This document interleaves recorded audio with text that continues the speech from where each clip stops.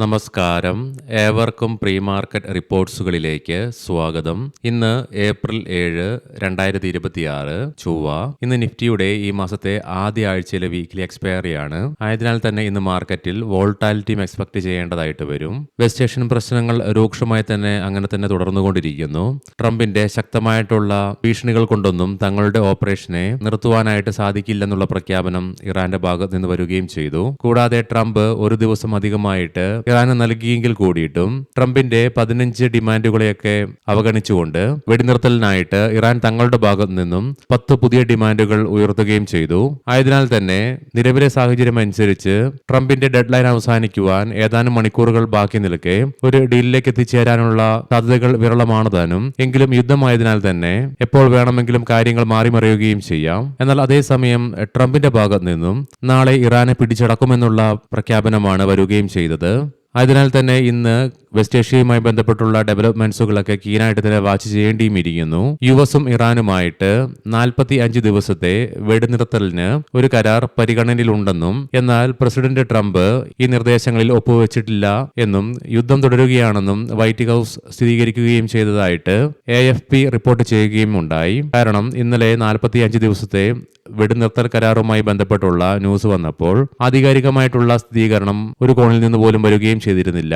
എന്നാൽ ഇതിനെ ഇന്നലെ വൈറ്റ് ഹൌസ് സ്ഥിരീകരിക്കുകയും ചെയ്തു. ഇനി മാർക്കറ്റിലേക്ക് വന്നു കഴിയുമ്പോൾ ബാങ്ക്സ്, ഓട്ടോ, കൺസ്യൂമർ സ്റ്റോക്കുകളിൽ ഉടലെടുത്ത ശക്തമായ നേട്ടത്തിന്റെ ഫലമായിട്ട് ഇന്നലെയും ഇന്ത്യൻ മാർക്കറ്റിന് തുടർച്ചയായി മൂന്നാമത്തെ ട്രേഡിംഗ് സെഷനിലും ശക്തമായ നേട്ടത്തോടുകൂടി തന്നെ വ്യാപാരം അവസാനിപ്പിക്കാനായെങ്കിലും വിദേശ ധനകാര്യ സ്ഥാപനങ്ങൾ ഇന്നലെയും 8167.17 കോടി രൂപയ്ക്ക് ഇന്ത്യൻ ക്യാഷ് മാർക്കറ്റിൽ സെല്ലിംഗ് തുടരുക തന്നെയാണ് ചെയ്തത്. അതേസമയം ആഭ്യന്തര ധനകാര്യ സ്ഥാപനങ്ങൾ 8088.70 കോടി രൂപയ്ക്ക് ബൈയിങ്ങും തുടർന്നു. ഇന്നത്തെ നമ്മുടെ മാർക്കറ്റിലേക്ക് സ്പെസിഫിക് ആയിട്ട് വന്നു കഴിയുമ്പോൾ അനലിസ്റ്റുകളുടെയും എക്സ്പേർട്ടുകളുടെയൊക്കെ അഭിപ്രായങ്ങൾ പ്രകാരം 23,400, 23,500 എന്നീ ലെവലുകൾ അതിശക്തമായി മറികടന്നുകൊണ്ട് ഈ ലെവലിന് മുകളിലായിട്ട് നിലനിൽക്കാത്തടത്തോളം നിഫ്റ്റിയില് കൺസോളിഡേഷനോട് കൂടിയിട്ടുള്ള റേഞ്ച് ബൗണ്ട് ട്രേഡിങ്ങിനുള്ള സാധ്യതകളെ തള്ളിക്കളയാനാവുകയില്ല. അങ്ങനെ സംഭവിക്കുകയാണെങ്കിൽ 22,700 എന്ന ലെവൽ ഇമ്മീഡിയറ്റ് സപ്പോർട്ടായിട്ടും തുടർന്ന് 22,500 എന്ന ലെവൽ സൈക്കോളജിക്കൽ മാത്രമല്ല ക്രൂഷ്യൽ സപ്പോർട്ട് ഏരിയ കൂടി തന്നെയാണ്. പ്രത്യേകം ശ്രദ്ധിക്കുക, ഇത് ട്രേഡ് റെക്കമെൻഡേഷൻ അല്ല, അനലിസ്റ്റുകളുടെയും എക്സ്പേർട്ടുകളുടെയൊക്കെ അഭിപ്രായങ്ങൾ മാത്രമാണ്. എഡ്യൂക്കേഷൻ പർപ്പസിന് വേണ്ടിയിട്ടാണ് ഈ ലെവലുകൾ വിശദീകരിക്കുകയും ചെയ്തത്. ഇന്ന് ഇന്ത്യയിൽ നിന്നും പ്രധാനപ്പെട്ട മാക്രോ ഇക്കണോമിക് ഡാറ്റകളുടെ റിലീസ് ഒന്നും തന്നെയില്ല. ഇന്നലെ യുഎസിൽ നിന്നും മാർച്ച് മാസത്തെ ISM സർവീസ് PMI ഡാറ്റയുടെ റിലീസ് ഉണ്ടായിരുന്നു. മാർക്കറ്റിനെ നിരാശപ്പെടുത്തിക്കൊണ്ട് ഫെബ്രുവരിയിലെ 56.1% നിന്നും 55% എന്ന മാർക്കറ്റ് ഫോർകാസ്റ്റിനെയും ബ്രേക്ക് ചെയ്തുകൊണ്ട് 54% ആക്ച്വലി റിപ്പോർട്ട് ചെയ്യുകയും ഉണ്ടായത്. ഇന്നത്തെ പ്രധാനപ്പെട്ട ഗ്ലോബൽ ഇവന്റിൽ വൈകുന്നേരം 6 മണിയോടുകൂടി യുഎസിൽ നിന്നും ഫെബ്രുവരി മാസത്തെ ഡ്യൂറബിൾ ഗുഡ്സ് ഓർഡേഴ്സിന്റെ റിലീസ് ഉണ്ട്. വൈകുന്നേരം 7:30 കാനഡയിൽ നിന്നും മാർച്ച് മാസത്തെ IV PMI ഡാറ്റയുടെ റിലീസ് നടക്കാനിരിക്കുന്നു. ഗ്ലോബൽ മാർക്കറ്റുകൾ പരിശോധിക്കാം. ഇറാനും യുഎസും തമ്മിലുള്ള സീസ് ഫയറിന് മുകളിൽ അനിശ്ചിതത്വം നിലനിൽക്കുന്നുണ്ടെങ്കിലും S&P 500-ന് 0.44%, നാസ്ഡാക്കിന് 0.54% നേട്ടത്തോടുകൂടി തന്നെ വ്യാപാരം അവസാനിപ്പിക്കുവാനും സാധിച്ചു. ഡോ ജോൺസ് ഫ്യൂച്ചറും ലെവൽ പോസിറ്റീവായിട്ട് തന്നെയാണ് നിലകൊള്ളുന്നതും. യൂറോപ്യൻ മാർക്കറ്റ്സിന് ഇന്നലെയും അവധി തന്നെയായിരുന്നു. നിലവിലെ ഗിഫ്റ്റ് നിഫ്റ്റിയുടെ ഇൻഡിക്കേഷൻ പ്രകാരം ഫ്ലാറ്റ് ആയിട്ടുള്ള ഒരു ഓപ്പണിംഗ് ആണ് ഇന്ന് നമ്മുടെ മാർക്കറ്റിൽ എക്സ്പെക്ട് ചെയ്യുവാനായിട്ടും സാധിക്കുക. ജപ്പാൻ മാർക്കറ്റ് 0.5%-ലേറെയും കൊറിയൻ മാർക്കറ്റ് 2.5%-നടുത്തും നേട്ടത്തിലാണ് ഇന്ന് വ്യാപാരം ആരംഭിച്ചിരിക്കുന്നത്. കൊമോഡിറ്റിയിലേക്ക് വന്നു കഴിയുമ്പോൾ ബ്രെന്റ് ക്രൂഡിന്റെയും ക്രൂഡ് ഓയിലിന്റെ വിലയിൽ വീണ്ടും ഉയർച്ചയാണ് അനുഭവപ്പെടുന്നത്. ബ്രെന്റ് ക്രൂഡിന്റെ വിലയിൽ 0.57% ഉയർച്ചയോടുകൂടി $110.40 പെർ ബാരൽ നിലയിലേക്ക് എത്തിച്ചേർന്നു. ക്രൂഡ് ഓയിലിന്റെ വിലയിൽ 1%-നടുത്ത് ഉയർച്ച രേഖപ്പെടുത്തിക്കൊണ്ട് $113.51 പെർ ബാരൽ നിലയിലേക്കും എത്തിച്ചേരുകയും ചെയ്തു. ഗോൾഡിന്റെ വിലയിലും നേരിയ ഉണർവാണ് അനുഭവപ്പെടുന്നത്. $4,460.36 പെർ ഔൺസ് എന്ന നിലയിലായിട്ടാണ് ഗോൾഡിൽ വ്യാപാരം നടന്നുകൊണ്ടിരിക്കുന്നത്. ഇനി നമുക്ക് നിഫ്റ്റിയുടെയും ബാങ്ക് നിഫ്റ്റിയുടെയും ടെക്നിക്സുകൾ പരിശോധിക്കാം. ഇന്നലെ ഇന്നലെയുണ്ടായ ശക്തമായ നേട്ടത്തെ തുടർന്ന് നിഫ്റ്റിയുടെ PCR 1.42 എന്ന ലെവലിലേക്ക് അൾട്രാ ബുള്ളിഷായിട്ട് തന്നെ മാറി. മാക്സ് പെയിൻ 22,950 എന്ന ലെവലിലും. തുടർച്ചയായി 3 ട്രേഡിംഗ് സെഷനുകളുടെ നേട്ടത്തിന് ശേഷം ഇന്നലത്തോടുകൂടി നിഫ്റ്റിക്ക് ഫെബ്രുവരി 23 ശേഷം അതിന്റെ ഷോർട്ട് ടൈം മൂവിംഗ് ആവറേജ് ആയ 10-day EMAയ്ക്ക് മുകളിലായിട്ട് വ്യാപാരം അവസാനിപ്പിക്കുവാൻ സാധിച്ചു. എങ്കിലും 20-day EMA ഉൾപ്പെടെ ബാക്കി എല്ലാ കീ മൂവിംഗ് ആവറേജുകൾക്കും അവിടെ ഡൗൺ ട്രെൻഡ് തുടരേണ്ടതായിട്ടും വന്നു.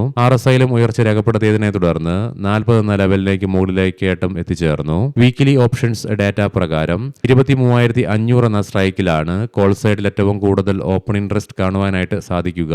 എങ്കിലും 23,600 എന്ന സ്ട്രൈക്കിലാണ് ഏറ്റവും കൂടുതൽ കോൾ റൈറ്റിംഗ് നിലവിൽ കാണുന്നതും 22,500 എന്ന സ്ട്രൈക്കിലാണ് പുട്ട് സൈഡിലേക്ക് ഏറ്റവും കൂടുതൽ ഓപ്പൺ ഇൻട്രസ്റ്റ് കാണുവാനായിട്ട് സാധിക്കുന്നത്. അതേ സ്ട്രൈക്കിൽ തന്നെയാണ് ഏറ്റവും കൂടുതൽ പുട്ട് റൈറ്റിംഗും നിലവിൽ കാണുക.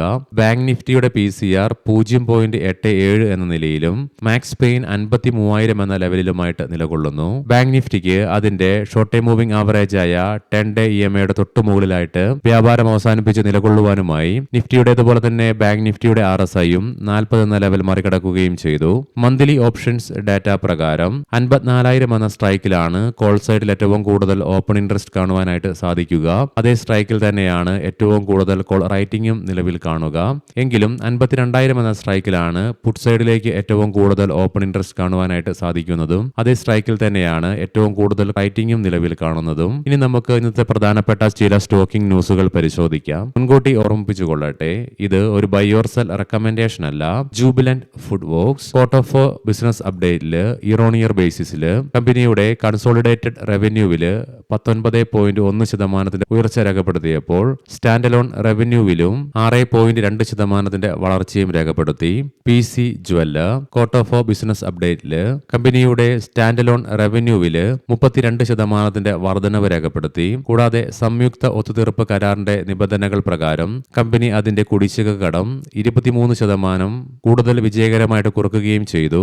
ACME സോളാർ ഹോൾഡിംഗ്സ് കമ്പനി അതിന്റെ അനുബന്ധ സ്ഥാപനമായ ACME സൂര്യോദയ വഴി രാജസ്ഥാനിലെ ജയ്സാൽമീറിൽ ബാറ്ററി എനർജി സ്റ്റോറേജ് സിസ്റ്റം പദ്ധതിയുടെ 5ാം ഘട്ടം കമ്മീഷൻ ചെയ്യുകയും ചെയ്തു. ടിറ്റഗ്ര റെയിൽ സിസ്റ്റംസ് പശ്ചിമ ബംഗാളിലെ പാൽറ്റയിൽ 610 കോടി രൂപയുടെ വിപുലീകരണ പദ്ധതിക്കായി കമ്പനിയുടെ അനുബന്ധ സ്ഥാപനമായ ടിറ്റഗ്ര നേവൽ സിസ്റ്റംസിന് തുറമുഖ ഷിപ്പിംഗ് ജലപാത മന്ത്രാലയത്തിൽ നിന്ന് തത്വത്തിലുള്ള അംഗീകാരം ലഭിച്ചു. സാൻഗി ഇൻഡസ്ട്രീസ് അംബുജ സിമന്റ്സുമായിട്ടുള്ള ലയനത്തെ തുടർന്ന് ഏപ്രിൽ 6 ഇന്നലെ മുതൽ ഓഹരിയുടെ വ്യാപാരം നിർത്തിവെച്ചു. IRFC മഹാരാഷ്ട്ര സംസ്ഥാന പവർ ജനറേഷൻ കമ്പനിക്ക് IRFC 1,000 കോടി രൂപയുടെ ടേം ലോൺ അനുവദിച്ചു. അത് പൂർണ്ണമായിട്ടും വിതരണം ചെയ്യുകയും ചെയ്തു.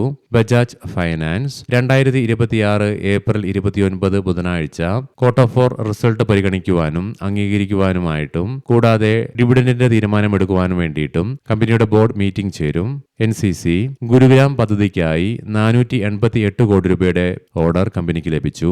വലൻസിയ ന്യൂട്രീഷൻ വിർച്ചോ ലബോറട്ടറീസുമായി നിർമ്മാണ കരാറിൽ കമ്പനി ഏർപ്പെട്ടു.